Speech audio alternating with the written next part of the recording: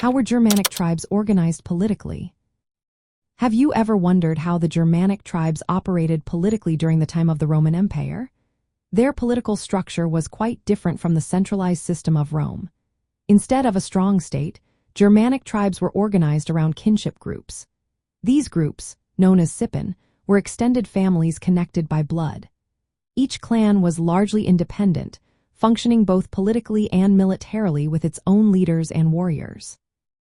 When multiple clans came together, they formed a larger community. The Romans referred to this community as a civitas, while the Germanic tribes called it a go or pagus. Governance within these tribes was a mix of assemblies and leaders. Free men of the tribe participated in gatherings called thing, which were democratic meetings where decisions were made. These assemblies allowed free men to express their opinions, elect kings, declare war, and make judicial choices. The king played a vital role in this setup. He was a military leader, chief priest, and presiding officer of the assembly. However, his authority was not absolute. It relied on the consent of the free men and their representatives. This meant that the king had to maintain the support of his people to rule effectively. Supporting the king was a council of elders and nobles. This council advised on governance and helped manage the tribe's affairs. Within the tribe, there were social distinctions. Nobles enjoyed more privileges, such as larger landholdings and greater political influence. Ordinary freemen had fewer rights, while unfree persons held no political power at all. Although there was a social hierarchy, it was not as rigid as the class system in Rome. The clan system was patriarchal, with the family head acting as a guardian over members until they matured or married.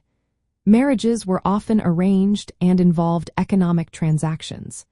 Family ties were essential for political and military unity.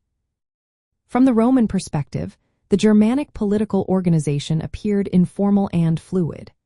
Romans valued centralized authority and written laws, while Germanic tribes relied on customary law and collective decision-making.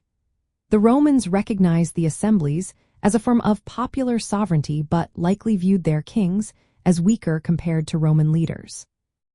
In practical terms, this political organization allowed for quick mobilization of warriors from kinship groups, fostering strong loyalty within clans.